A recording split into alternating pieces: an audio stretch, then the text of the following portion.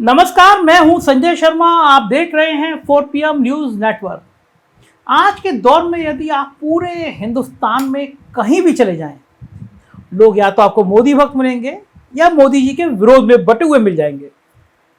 लेकिन एक बात पर आप किसी से भी पूछिए, चाहे वो भारतीय जनता पार्टी का नेता हो, चाहे वो विपक्ष का नेता हो, एक मत एक बात पर जरूर मिलेगा, चाहे उसमें ड्राइंग रूम की चर्चा हो या चाय पान दुकान की गॉसिप। तो बात ये होगी कि मोदी मंत्रिमंडल में नितिन गडकरी का कोई जवाब नहीं है, कोई सानी नहीं है। नितिन गडकरी बहुत बढ़िया काम कर रहे हैं। गडकरी को लोग उसी प्रकार देखते हैं जैसे 90 के दशक में सचिन तेंदुलकर को देखा जाता था।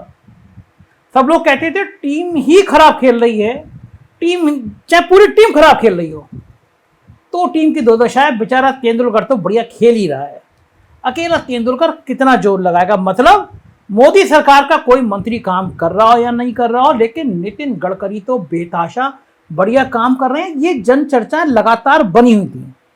आज के हिंदुस्तान में खस्ता हाल अर्थव्यवस्था और बेरोजगारी के चरम पर पहुंच करने को लेकर आम लोग सरकार की चाहे जितनी भी आलोचना करें, लेकिन सड़क परिवहन और राजमार्ग मंत्री नितिन गडकरी के बारे में इतना जरूर कहते हैं कि यही तो एक आदमी है जिसका काम दिखता है। लेकिन वही नितिन गडकरी आज भारतीय जनता पार्टी की सर्वोच्च नीति निर्धारक संस्था भाजपा संसदीय बोर्ड से बाहर कर दिए गए, और अचानक बाहर कर दिए गए। उनको हवा भी नहीं, उनको खबर भी नहीं। यहां तक कि उनकी पार्टी की सेंट्रल इलेक्शन कमेटी से भी उन्हें बाहर का रास्ता दिखा दिया गया। जैसी खबर आई सबदम सनसनी फैल गई, सबको बहुत हैरानी हुई। हैरानी इसलिए भी हुई कि गडकरी सिर्फ एक कामयाब केंद्रीय मंत्री नहीं है, बल्कि पार्टी के पूर्व राष्ट्रीय अध्यक्ष भी हैं। और भाजपा में यह परंपरा रही है कि पार्टी के राष्ट्रीय अध्यक्ष रह चुके सभी नेता केंद्रीय संसदीय बोर्ड के सदस्य होते हैं। पहली बार यह परंपरा 2014 में अमित शाह के अध्यक्ष बनने के बाद तोड़ी गई, जब 3 पूर्व अध्यक्षों अटल बिहारी वाजपेयी, लाल कृष्ण आडवाणी और मुरली मनोहर जोशी को संसदीय बोर्ड से हटाकर नवगठित मार्गदर्शक मंडल में डाल दिया गया। उसके बाद मार्गदर्शक मंडल पर लगातार मीम बनने लगी, लोग मजाक करने लगे कि अगर तुम्हारी चल नहीं रही है इसका मतलब पार्टी ने तुम्हें मार्गदर्शक मंडल में डाल दिया गया है। इन तीनों को हटाने के बीच कहा गया कि भाई इनकी उम्र बहुत हो गई है और सक्रियता उतनी नहीं रही है, क्योंकि 2014 तक ये तीनों नेता 80 साल पूरे कर चुके थे। मतलब इनकी उम्र 80 साल हो चुकी थी। लेकिन नितिन गडकरी तो भी 70 साल के भी नहीं है। वो नरेंद्र मोदी और राजनाथ सिंह दोनों से काफी छोटे हैं। तो फिर उन्हें क्यों हटाया गया, इसको लेकर तमाम तरह की अलग अलग जगह खबरें चल रही हैं। दरअसल गडकरी और मोदी शाह के संबंध शुरू से सहज नहीं बताए जाते हैं।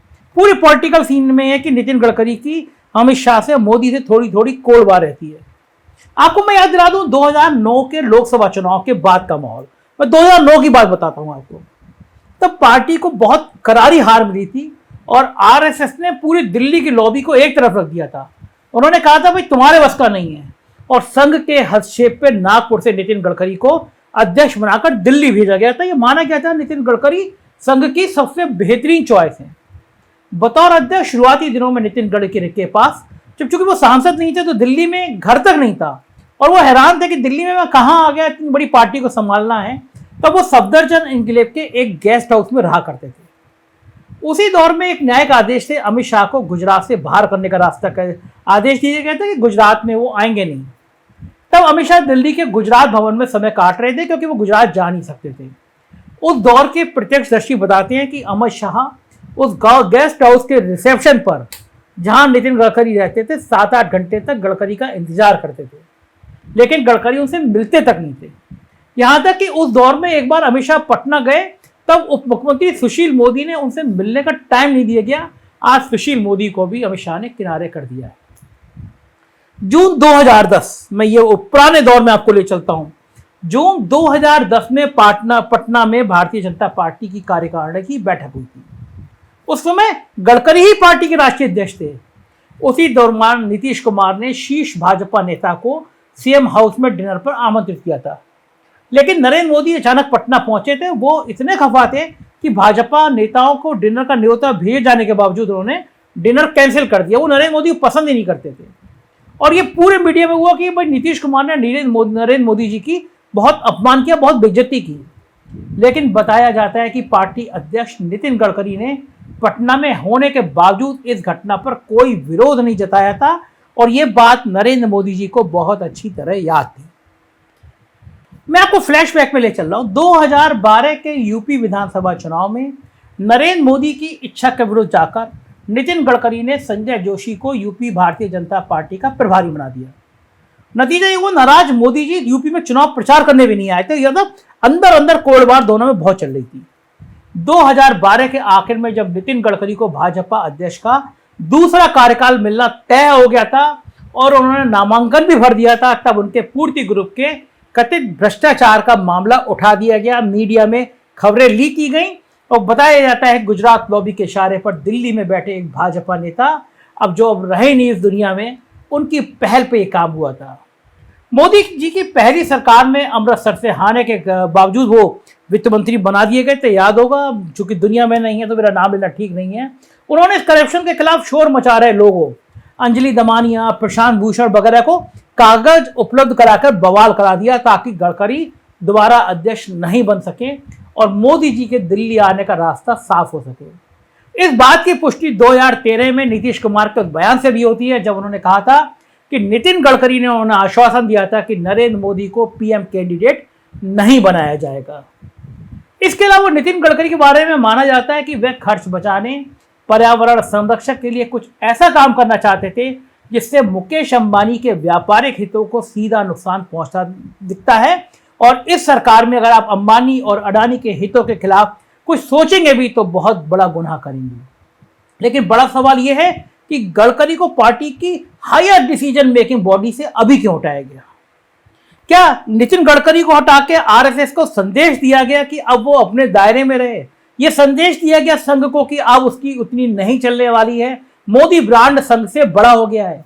क्या भाजपा का मौजूदा नेतृत्व गडकरी की लोकप्रियता और सभी पार्टियों, यहां तक कि विपक्ष तक में उनकी स्वीकार्यता को लेकर घबराया हुआ है?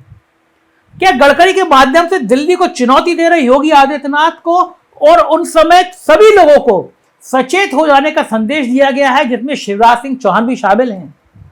क्या देवेंद्र फडणवीस पर कतरे जाने के बाद महाराज जैसे आर्थिक ताकत वाले राज्य में गडकरी की ताकत स्वाभाविक रूप से बढ़ने पर गुजरात लॉबी को कुछ खतरा दिख रहा है?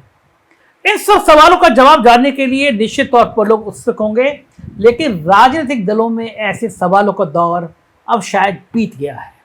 पिछले दिनों एक बड़े चैनल ने दिखाया कि मोदी मंत्रिमंडल में सबसे ज्यादा पॉपुलर मिनिस्टर कौन है, सबसे ज्यादा इंपॉर्टेंट मिनिस्टर कौन है।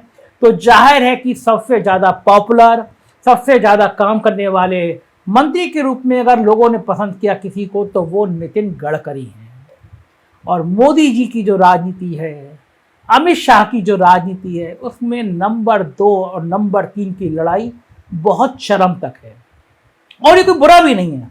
राजनीति में कहा जाता है कि आप जिस सीढ़ी पर चढ़कर आते हैं उस सीढ़ी को गिरा दिया जाता है। मुझे वो मजेदार किस्सा याद है कि एक नेताजी का बेटा था, वो छत पर चढ़ गया। नेताजी ने कहा बेटा कूद जा। बेटे ने कहा पिताजी कैसी बातें कर रहे हो, मैं ऊपर से कैसे कूद सकता हूं, मेरे हाथ पैर टूट जाएंगे। पिता ने कहा बेटा तुझे अपने बाप की बात पे भरोसा नहीं है, मैं खड़ा हूं ना, कूद जा। बेटा कूद गया और बाप ने हाथ हटा दिए और बेटे के पैर टूट गए। बेटे ने कहा पिताजी आपने ये क्या किया, मैं तो आपके भरोसे कूदा तो अपने हाथ हटा लिए।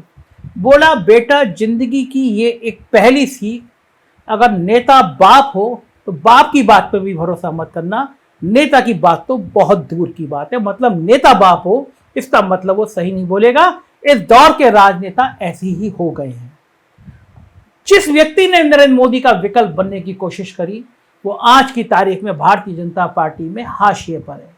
पिछले दिनों एक बयान की बहुत चर्चा हुई, अब मैं कह नहीं सकता कितना पुष्ट था या कितना गलत था, लेकिन सोशल मीडिया पे वायरल हुआ कि नितिन गडकरी ने मीटिंग में नरेंद्र मोदी से कह दिया था मेरे पास 200 सांसद हैं, मैं पार्टी की लाइन से बंधा हुआ हूं, वरना मैं इस बात का जो आप मुझे कमेंट कर रहे हैं मैं जवाब दे सकता हूं। अब कह ही नहीं सकते, ये अंदर की बात थी, लेकिन तमाम सोशल मीडिया में ये वायरल हुई कि नितिन गडकरी ने नरेंद्र मोदी को जवाब दे दिया।